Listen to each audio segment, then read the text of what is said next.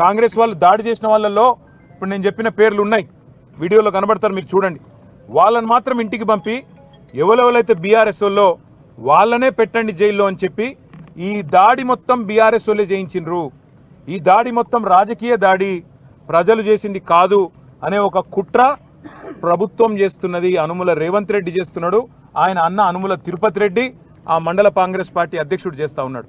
ఇవాళ బీఆర్ఎస్ వాళ్ళనే తీసుకొచ్చి జైల్లో పెట్టడం అంటే వాళ్ళ ఉద్దేశం ఒకటే, తమ చాతగాని తనాన్ని 9 నెలలుగా తమ ప్రభుత్వం విఫలమైన పద్ధతిని ఇవాళ దాచుకోవడానికి ముఖ్యమంత్రి నియోజకవర్గంలో అధికారులకు జరిగిన పరాభవానికి ఇవాళ ఏం చెప్పాలనో తెలియక సిగ్గు లేకుండా దీనికి రాజకీయ రంగు పులిమి వాళ్ళని బెదిరించే ప్రయత్నం చేస్తూ ఉన్నారు. ఇంకా అరాచకం ఏంటంటే 21 మంది మొత్తం ఎస్సీ ఎస్టీ బీసీ రైతులు, ఒక ఆయన విష్ణువర్ధన్ రెడ్డి అని ఆయన కూడా ఉన్నాడు, ఆయన కూడా పాపం ఇంట్లో ఉన్నాడు. వాళ్ళందరినీ పిచ్చి కొట్టుడు కొట్టినారు, చిత్రహింసలు పెట్టినారు, 3rd డిగ్రీ టార్చర్ పెట్టినారు. కొడంగల్ సిఐ, కొడంగల్ ఎస్ఐలు, వికారాబాద్ ఎస్పీ ఆయన పేరు నారాయణ రెడ్డి, వీళ్ళంతా కలిసి వీళ్ళను చిత్రహింసలు పెట్టినారు. 3 గంటలు కొట్టినారు. ఒక్కొక్కరిని చూస్తూ ఉంటే ఇప్పుడే మా అక్క చెప్పినట్టు కాళ్ళు చేతులు కమిలిపోయి ఉన్నాయి. మేము అడిగినాం, మరి ఎందుకు మెజిస్ట్రేట్ ముంగట చెప్పలేదు, కొట్టినాడు ఎందుకు చెప్పలేదు అన్నాం. మీరు చెప్తే మల్ల కొడతాం, మీ ఇంటికి పోయి మీ ఇంటోళ్ళని కొడతామని చెప్పినారు. మిమ్మల్ని మల్ల కొడతాం, జైల్లో కొడతాం, ఇంటికి పోయి మీ ఇంటోళ్ళని కూడా కొడతామని చెప్పినారు. ఎంత అమానవీయంగా, ఎంత క్రూరంగా అంటే ఇంటి మీదికి వీళ్ళనేమో జైలుకు పంపినారు.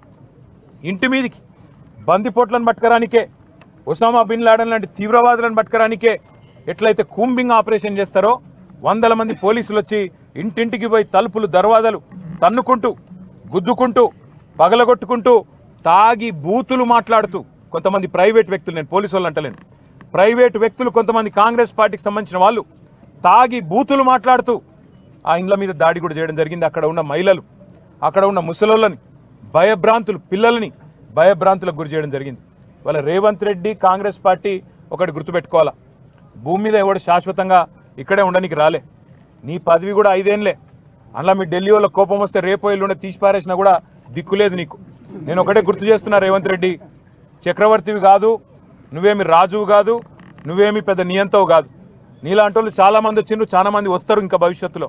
ఒకటి మాత్రం పక్కా, పేదవాళ్లతోని ఎస్సీ ఎస్టీ బీసీలు, చిన్న సన్నకారు రైతులు ఉన్న మొత్తం భూమిని నేను గుంజుకుంటా, ఏమన్నా చేస్తా, నేను కొడంగల్ మాత్రం మా అల్లునికి ఫార్మా కంపెనీ పెట్టిస్తా అంటే ఇది తెలంగాణ సమాజం మాత్రం తప్పకుండా తిరగబడుతుంది.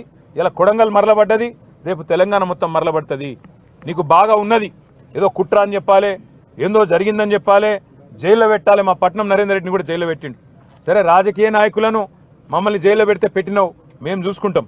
ఎందుకంటే నిన్ను ఏం చేయాలో రేపు మేము అధికారంలోకి వచ్చినాక మాకు కూడా తెలుసు, మేమేం వదిలిపెట్టాం.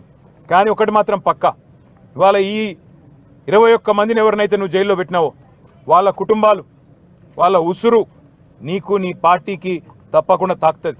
ఏ పేద ప్రజల ఓట్లతోనైతే కొడంగల్లో గెలిచినవో, ఏ పేద ప్రజలకైతే 420 హామీలు ఇచ్చి 6 గ్యారంటీలు 100 రోజులని నమ్మబలికి అఫిడవిట్లలో సంతకం పెట్టి గెలిచినవో, ఇలా వాళ్ళ ఉసురు పోసుకుంటున్నావు చూడు, తప్పకుండా వాళ్ళ ఉసురు నీకు తాకుతుంది.